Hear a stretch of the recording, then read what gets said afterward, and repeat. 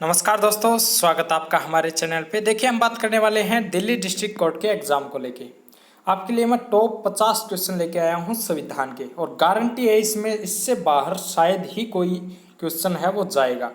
अगर आपने अभी तक कुछ भी नहीं पढ़ा तो आप ये समझ लो कि ये आपके लिए ब्रह्मास्त्र है और इससे बाहर जाने के कोई भी चांस नहीं है।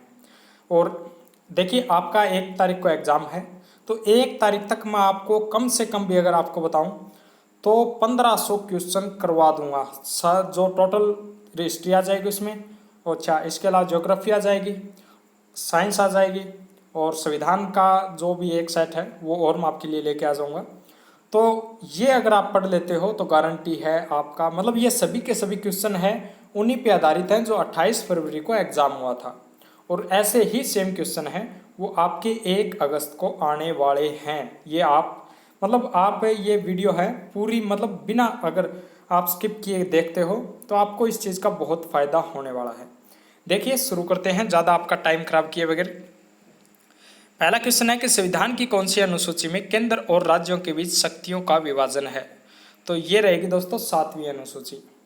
अच्छा, इसके अलावा अगला क्वेश्चन है कि जनगणना कौन सी सूची का विषय है? तो ये है संघ सूची का विषय। शिक्षा कौन सी सूची का विषय है? तो ये है समवर्ती सूची का विषय। देखिए, एक चीज़ आप कमेंट में बता देना कि आपको डिटेल से प्रत्येक क्वेश्चन को डिटेल से अगर बताना है तो आप कमेंट में आज कमेंट कर देना, आगे से मैं आपको डिटेल से बता दूंगा। अगला क्वेश्चन है, भारत में संवैधानिक विकास की शुरुआत कब हुई थी? 1773 का जो रेगुलेटिंग एक्ट आया था तब भारत में संवैधानिक विकास की शुरुआत हुई थी। कैबिनेट मिशन भारत कब आया था? तो ये कैबिनेट जो मिशन है ये भारत में आया था 24 मार्च 1946 को। ठीक है। अच्छा, ये कई बार ये पूछ लिया जाता है कि साइमन कमीशन भारत कब आया था? तो साइमन कमीशन भारत जब आया था वो 1928 में आया था, लेकिन 1927 में जो मतलब वो साइमन कमीशन है वो बन के तैयार हो गया था, लेकिन भारत में जो आया था वो 28 में आया था भाई। अगला हमारा, संविधान सभा में कुल कितने सदस्य निर्धारित किए गए हैं? जो उस टाइम 389 सदस्य निर्धारित किए गए थे। इनमें से अगर हम बताएं आपको तो यहाँ पे आप देख सकते हो, ब्रिटिश प्रांतों से 292 सदस्य थे। अच्छा, देशी रियासतों से जो सदस्य थे वो थे 93। ठीक है। और आगे देखिए आप, संविधान सभा की प्रथम बैठक कब हुई थी? तो इसमें आप सभी को पता है कि ये हुई थी 9 दिसंबर 1946 को दिल्ली में हुई थी। सेकंड हुई थी 12 दिसंबर को। और देखिए, जो पहली बैठक हुई थी उसमें जो अस्थायी अध्यक्ष था वो था सच्चिदानंद सिन्हा। ठीक है, तो ये कई बार पूछ लिया जाता है भाई। नेक्स्ट अपना, संविधान सभा का स्थायी अध्यक्ष, देखिए स्थायी अध्यक्ष है राजेंद्र प्रसाद, और अस्थायी अध्यक्ष आपको मैं बता चुका हूँ कि सच्चिदानंद सिन्हा थे, वो अस्थायी अध्यक्ष थे। प्रारूप समिति के अध्यक्ष की अगर हम बात करें तो भीमराव अंबेडकर हो जाएगा। मूल संविधान में 395 अनुच्छेद थे, 8 अनुसूचियां थी और 22 भाग थे। तो अभी अनुसूचियां हो चुकी हैं 12, भाग हो चुके हैं 24। ठीक है, ये आप सभी को पता होना चाहिए। नेक्स्ट अगर हम बात करें, संविधान सभा में कुल 15 महिला सदस्य थी भाई। जो महिला कुल जो सदस्य थी वो थी 15। मूल अधिकारों का उल्लेख कौन से भाग में है? तो 3, इसमें जो 3 नंबर भाग है उसमें मूल अधिकारों का उल्लेख है। नीति निर्देशक तत्वों का उल्लेख कौन से अनुच्छेद में है? तो ये है 36 से 51 में। ठीक है। और कई बार ये पूछ लिया जाता है कि शांति, जो अंतर्राष्ट्रीय शांति है, मतलब बहुत बार ये क्वेश्चन पूछा जाता है कि अंतर्राष्ट्रीय शांति का संबंध कौन से अनुच्छेद से है? तो ये 51 से है भाई। ठीक है। नेक्स्ट अपना, भारतीय संविधान में संसदीय व्यवस्था प्रणाली कौन से देश से ली गई है? तो ये ब्रिटेन से ली गई है, ये आप सभी को पता होना चाहिए।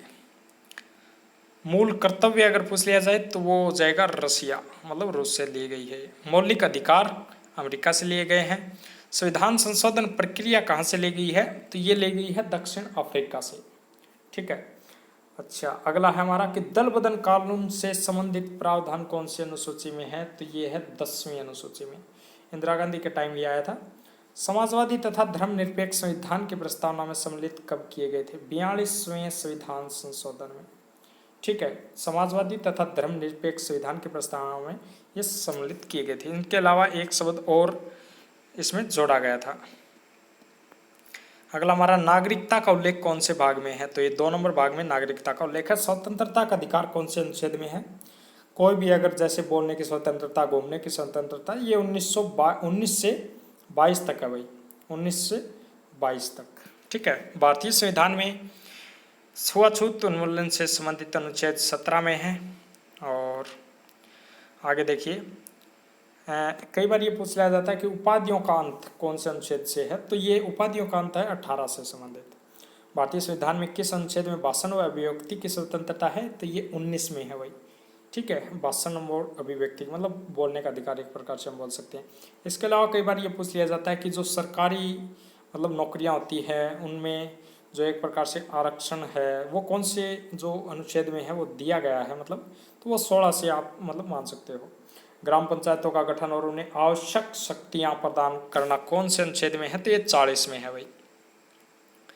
राज्य अंतर्राष्ट्रीय शांति एवं सुरक्षा के विरोधी का प्रयास करेगा कौन से अनुच्छेद में है, ये 51 में मैं आपको अभी बता चुका हूँ। संवैधानिक सलाहकार कौन थे, तो BN राव संवैधानिक सलाहकार थे। भारतीय संविधान में वर्तमान में कितने मूल कर्तव्यों का उल्लेख है, तो ये है दोस्तों 11। तो देखिए, अभी तक आपने अगर वीडियो लाइक नहीं की है तो वीडियो ज़रूर लाइक करें भाई। इससे क्या होता है, देखिए मज़ा आता है, आपको भी लाइक करने में मज़ा आएगा और मुझे भी, मतलब ये देख के एक प्रकार से मेरा मतलब आप ये मान सकते हो कि मोटिवेशन मिलता है इस चीज़ से। ठीक है, तो लाइक ज़रूर कर दिया करो भाई। नए राज्य के गठन की शक्ति किस में निहित है, तो ये है संसद में। ठीक है। अच्छा, सबसे ज़्यादा लोकसभा सीटें कौन से राज्य की है, तो ये है यूपी से। अगला हमारा, लोकसभा में अधिकतम कितने सदस्य हो सकते हैं, तो 552 इसमें सदस्य होते हैं। अगला हमारा, संसद के दोनों सदनों की संयुक्त अधिवेशन की अध्यक्षता कौन करता है, तो ये है स्पीकर। अगला हमारा, राष्ट्रपति का निर्वाचन कौन से अनुच्छेद में है, तो ये है 54 में। राष्ट्रपति पर महाभियोग की प्रक्रिया है 61 में। किस प्रधानमंत्री के कार्यकाल में 2 डिप्टी प्रधानमंत्री रहे थे, तो ये मोरारजी देसाई करके आपको याद रखना है कि उस टाइम 2 उप प्रधानमंत्री थे। अगला हमारा, उच्चतम न्यायालय के गठन और स्थापना के संबंध में प्रावधान कौन से अनुच्छेद में है, तो उच्चतम न्यायालय का है 124 में। अगला हमारा, 101वां संविधान संशोधन अधिनियम GST से संबंधित है। अच्छा, अगर ये पूछ लिया जाए कि 103वां किससे संबंधित है, तो ये आपको कमेंट में बताना, पता चले आपकी तैयारी किस लेवल तक है। 103वां, ठीक है, कमेंट में जरूर बताना, और हो सकता है ये आ भी जाए। अगला हमारा, भारत के महान्यायवादी को कौन नियुक्त करता है, तो महान्यायवादी को नियुक्ति जो होती है एक प्रकार से वो राष्ट्रपति के द्वारा होती है। राष्ट्रपति के निर्वाचन की रीति कौन से देश से ली गई है, तो ये आयरलैंड से। गणतंत्र व्यवस्था कौन से देश से ली गई है, फ्रांस से। लोकसभा का उल्लेख कौन से अनुच्छेद में है, तो यह है 81 में। ठीक है। एक मैं छोटी सी ट्रिक बता देता हूँ आपको, सरला नाम से आपको याद रखना है, आपने पहले पढ़ी भी होगी कहीं पे। सरला से संसद हो जाएगा, ये है 79 में। ठीक है। फिर है 80 में, रै से राज्यसभा, और लै से लोकसभा, ये 81 में है भाई। तो ये थोड़ा सा मतलब आपको याद करने में आसानी रहेगी। सामान्यतः प्रतिदिन लोकसभा की कार्यवाही प्रारंभ किससे होती है, तो प्रश्नकाल से होती है। अच्छा, अगर ये पूछ लिया जाए कि भाई जैसे मतलब 11 बजे होती है प्रश्नकाल, तो कई बार ये पूछ लिया जाता है कि जो लोकसभा में शून्यकाल होता है वो कितने बजे से स्टार्ट होता है, तो ये होता है दोस्तों 12 से 1 बजे तक, मतलब होता है 12 बजे के बाद और 1 बजे तक ये शून्यकाल होता है। ठीक है। 17वीं लोकसभा का अध्यक्ष कौन है, तो ये है ओम बिरला, जो कि राजस्थान से संबंध रखते हैं, बीजेपी से हैं ये। आपातकाल के दौरान मूल अधिकारों के प्रवर्तन को कौन निलंबित कर सकता है, तो राष्ट्रपति कर सकता है भाई। ठीक है। और क्या हो गए, नरेंद्र मोदी प्रधानमंत्री बनने से पूर्व किस राज्य के मुख्यमंत्री, बहुत ही आसान क्वेश्चन है, तो ये आप सभी को पता होना चाहिए, गुजरात से ये मुख्यमंत्री थे। भारत की संविधान निर्मात्री सभा के अध्यक्ष कौन थे, तो ये थे डॉक्टर राजेंद्र प्रसाद।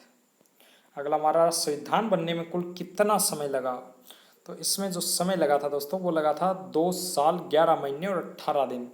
कई बार ये पूछ लिया जाता है कि संविधान बनने में जो खर्च आया था उस टाइम टोटल कितना खर्च आया था, तो देखिए मतलब बता देता हूँ आपको, लगभग ये इतना है कि 63,96,000 और आगे कुछ पैसे मतलब रुपए थे। मतलब आप ये मान के चल सकते हो कि 64 लाख उस टाइम खर्च संविधान बनने में आया था। राष्ट्रीय आपातकाल कौन से अनुच्छेद में है, तो ये 352 में है दोस्तों। और वित्तीय आपातकाल की अगर हम बात करें तो 360 में हो जाएगा। तो ये अपने इतने क्वेश्चन थे जो मैं करा चुका हूँ आपको, 50 क्वेश्चन थे। अगर आप चाहते हैं कि आपको क्वेश्चन और भी मिले, मतलब 1 तारीख तक आपका एग्ज़ाम है, 1 तारीख तक आपको 1500 प्लस क्वेश्चन मैं करवा दूंगा। तो एक तो वीडियो मतलब लाइक तो ज़रूर करनी है, इसके अलावा शेयर ज़रूर कर देना। जो भी आपके किसी दोस्त का अगर एग्ज़ाम है तो उसको शेयर ज़रूर कर देना, या फिर किसी ग्रुप में आप इसको शेयर कर सकते हो। ठीक है, तो मिलते हैं अगले वीडियो में। सुबह आपको वीडियो मिल जाएगी लगभग 11 या 10 बजे के आसपास। तो थैंक यू दोस्तों, मिलते हैं अगली वीडियो में।